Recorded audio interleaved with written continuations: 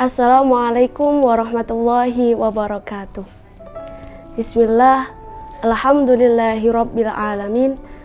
Wassalatu wassalamu ala Rasulillah wa ala alihi wa ashabihi wa mawala. La haula wala quwata illa billah. Soimin, soimat, dan pemirsa yang dirahmati Allah Subhanahu wa ta'ala, semoga kita selalu diberikan kesehatan, kenikmatan oleh Allah Subhanahu wa ta'ala.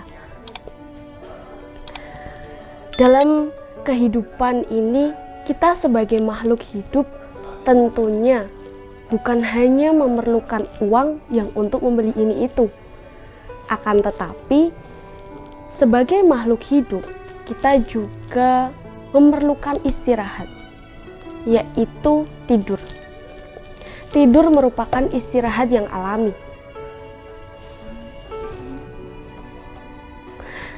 Namun kebanyakan orang kalau sudah malam pikirannya langsung aku ingin merebahkan badan. Padahal disunahkan oleh Kanjeng Nabi melakukan beberapa hal sebelum tidur. Dalam kitab Bidayatul Hidayah karya Imam Al-Ghazali disebutkan dalam bab Adabun Naum, yaitu ketika akan tidur, yang pertama membentangkan kasur atau tikar ataupun ranjang menghadap arah kiblat. Yang kedua yaitu tidur dalam keadaan miring atau condong ke kanan. Karena kenapa disunahkan seperti ini? Karena di sini disebutkan an-nauma mitlal mauti. Karena tidur itu seperti halnya mati. Wal yaqdata mithlul ba'ti. Sedangkan bangun dari tidur itu merupakan seperti halnya kebangkitan. Kemudian yang kedua yaitu tidur dalam keadaan suci. Sebelum tidur di sini disebutkan kita sebaiknya bersuci terlebih dahulu, yaitu berwudu. Kemudian yang ketiga yaitu berzikir kepada Allah. Berzikir. Kemudian yang keempat yaitu berdoa saat bangun dari tidur. Karena alhamdulillah kita masih diberi kesempatan hidup oleh Allah Subhanahu wa ta'ala. Kemudian ada riwayat dari Nabi Muhammad SAW dalam kitab Duratun Nasihin juga disebutkan ada riwayat dari Nabi SAW. Ruya anin Nabi SAW annahu qala li Aisyata radhiyallahu anha. Kanjeng Nabi berkata kepada Aisyah, "Ya Aisyatu la tanami hatta ta'mali arba'ata asya'a." Ya Aisyah, janganlah kamu tidur sebelum melakukan 4 perkara. Yang pertama, hatta takhtami al-Qur'ana, sehingga kamu menghatamkan Al-Qur'an. Yang kedua, hatta taj'ali al-anbiya'a laki syufa'a yaumal qiyamah. Yang kedua, para nabi menjadi orang yang memberi syafaat untukmu kelak di yaumul qiyamah. Yang ketiga, hatta taj'ali al-muslimina radina anki.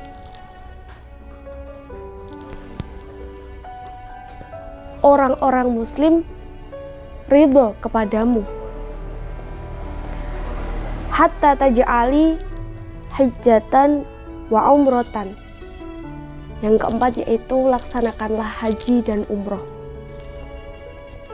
Fadakhala alaihi as-salatu wassalam fi sholah. Kemudian setelah Nabi bersabda kepada Aisyah, kemudian Nabi sholat.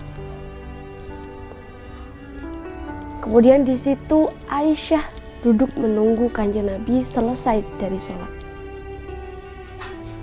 Setelah Nabi selesai dari sholat, Aisyah bertanya, "Ya Rasulullah, aku tidak mungkin bisa melakukan 4 hal ini dalam satu waktu. Bagaimana bisa?"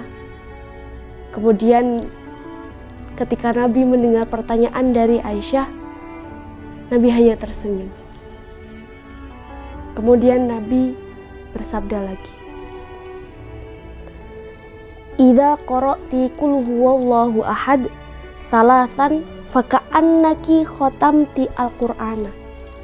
Ketika kamu membaca qul huwallahu ahad atau surah Al-Ikhlas 3 kali, maka kamu seperti halnya telah menghatamkan Al-Quran. Kemudian wa idza shallaiti alayya wa alal anbiya'i min qabli faqad sirna laki syufa'a yaumal qiyamah.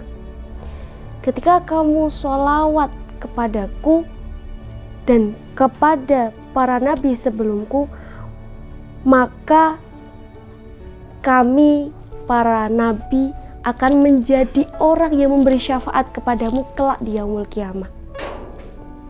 Kemudian yang ketiga yaitu wa idza astaghfarti lil mu'minina fakulluhum yarduna anki. Ketika kamu memintakan ampunan untuk orang-orang mukmin, maka mereka semua akan ridho kepadamu. Yang terakhir yaitu wa idza qulti subhanallah walhamdulillah wala ilaha illallah wallahu akbar faqad hajjata wa tamarta. Maka itu seperti halnya kamu telah melakukan haji dan umroh.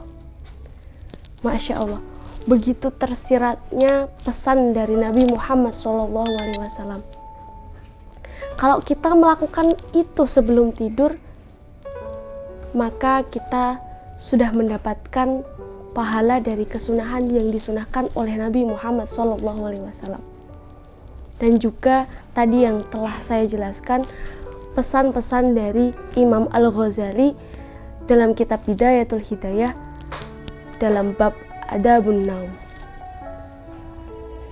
Mungkin sekian yang dapat saya sampaikan, kurang lebihnya mohon maaf.